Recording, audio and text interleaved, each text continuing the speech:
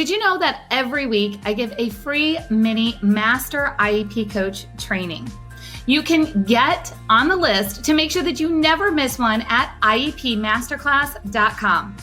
Now take a listen to this week's Master IEP Coach mini training, where we talk all about how to help parents become more involved in the IEP process. Welcome to the Special Education Inner Circle podcast. I'm your host, Catherine Witcher. Welcome to your mini Master IEP Coach training. I'm excited to talk today about how to get parents more involved in the IEP process.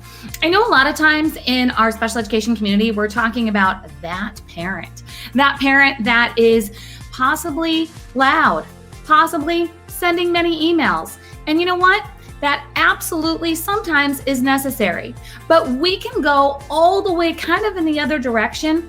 And there's a lot of parents that are not involved in the IEP process, and that concerns a lot of teachers. So a teacher asked me inside of the Master IEP Coach mentorship, she's becoming a Master IEP Coach. She says, what can I do to help parents be more involved? Now, whether you are already involved, you're a parent, you're already involved, or you're a teacher and you're like, all my students' parents are involved, these three strategies help every parent, no matter what level of involvement you are at. Now, first of all, I want you to keep in mind that it's not always possible for parents to be a participant in the IEP process. And that's not just because of maybe some obvious things like a language barrier or the IEP meeting times don't work. I'm going to share with you that inside of our disability community, remember, I'm a special needs sibling. Many times there's a lot of grief or there's a lot of problem solving when it comes to medical issues, which means there's a lot of medical appointments. There's a lot of things that are happening possibly in a marriage or in a family or just in other circumstances. So just remember, no judgment to the parent who can't be fully involved in this season in their life. So let's talk about how we can help make this easier. The first step that I want you to take is to make sure that every parent knows the purpose of an IEP. I talk about this all the time. This is the full foundation of the Master IEP Coach mentorship. It's not just to provide a free and appropriate public education, but it's also to meet a child's unique needs and to make sure that they are prepared for further education, employment, and independent living. See, when we go to this bigger picture, it gives a lot of aha moments.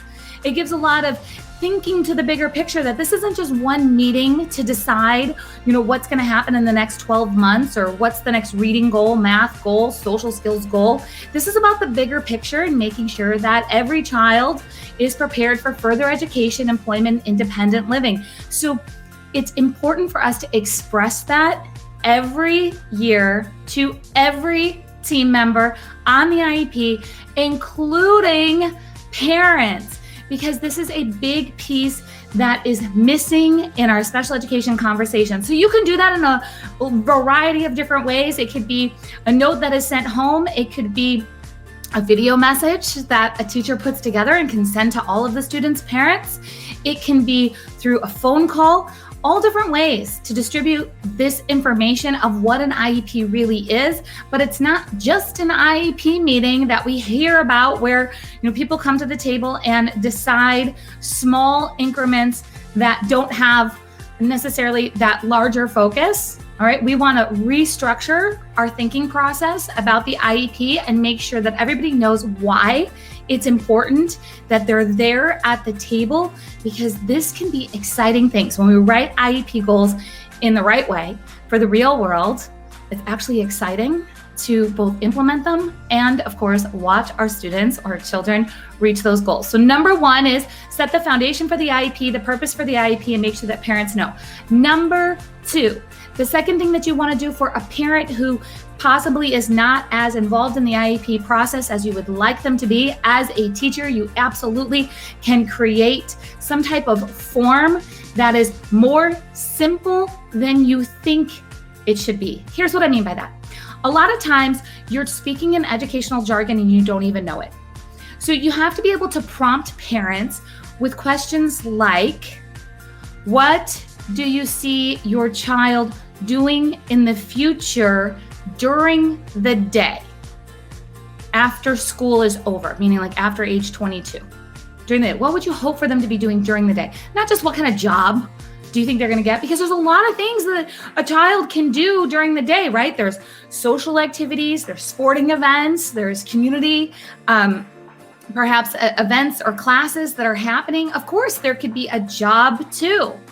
So I want you to really prompt a parent for whatever grade level you're at to make sure that you're asking questions that are 3 to 5 years out, but that are not overwhelming to a parent. So that means kind of fill in the blank and help them imagine what is possible and let them know you're on their team to make this happen. That there's things that you can do in 4th grade to make sure that high school is going to be successful. There's things that you can do in high school to make sure that age 25 is going to be successful. So it's important for you to let the parent know that you're on their team and that you give them fill in the blank kind of visionary statements to help them get excited and help show you where you could be focusing as an educator. Because so many times we get stuck in that whole, well, the curriculum says we have to learn. Absolutely. We need curriculum. We need research-based methods inside of our classroom, but we also need to make sure that we are preparing for further education, employment, independent living, which means that's the stuff that we can talk to parents about. Because it's not about making sure we have the right educational jargon in this back and forth communication of, hey, I'm preparing for your child's IEP. There's some things that I would love to know.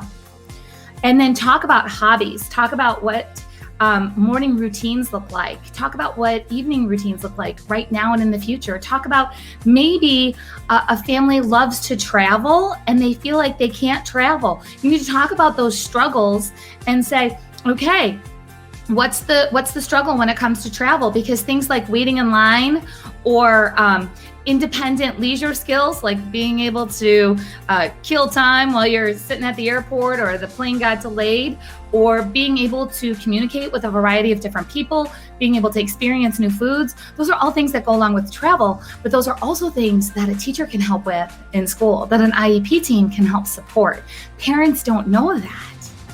Some of you guys do that are listening, but I'm telling you that I've been doing this for over 25 years. I stand in rooms full of parents all the time. And when I share this information, it's like, what? I never thought about asking the teacher that, or the speech therapist that, or the occupational therapist that. I'm like, yes, go. Your team will get excited when they find out they can partner with you on reaching some of these exciting goals to prepare for the future. Now, the third thing that I want you to do, and we've gotten really good at this over the last 18 months in education, is to make sure that parents have an alternative way to attend the IEP meeting if coming to the building is not feasible. You know, a lot of times we're multitasking as special needs parents with, toddlers at home, and again, medical appointments and things that need to get done that quite honestly just have to take priority on certain days, or they can't get a babysitter, or. Like there's all these reasons, okay? And that's okay, because we have this beautiful thing called technology that we need to be using better in special education. Does that mean that we have to make the entire IEP meeting Zoom? No, that doesn't mean that. But that doesn't mean that we shouldn't provide an alternative IEP meeting. Do you know, I've attended hundreds, probably close to 1,000, but hundreds of IEP meetings by phone well before video was a thing. So I have a daughter who is recovered from childhood epilepsy, and I've been working this, career here for over 20 years, right? I shared that with you. But within that, I had a very medically complex child at home, and I was trying to figure out how to attend IEP meetings for my clients. So I was attending virtually before virtual was cool. So it's absolutely possible to give an alternative way. So, you can't come here? Okay, could you come here by phone? Can we give you an alternative way to show up? So do not shy away from continuing to offer alternative ways for a parent to participate in the IEP process. So there's 3 steps for you that you can take right away to make sure that you as a parent, you're fully involved in the IEP process. And for my teachers, you can implement these and take 3 steps forward towards helping parents who perhaps are just not participating fully at this time participate more and have more input It's never going to be perfect. This whole IEP process is never going to be perfect, but we can always do things to make it better. So if you liked this training, guess what? You would love the Master IEP Coach Mentorship. I want to make sure that you run over to masteriepcoach.com, drop your name and email, and I'll send you a welcome guide to the Master IEP Coach Mentorship so you can see if it's right for you. I hope to see you inside of the Master IEP Coach Mentorship, and never forget that the entire purpose of a child's IEP is to provide a free and appropriate public education that meets their unique needs, that prepares them for further education, employment, and independent living. I'll see you next time.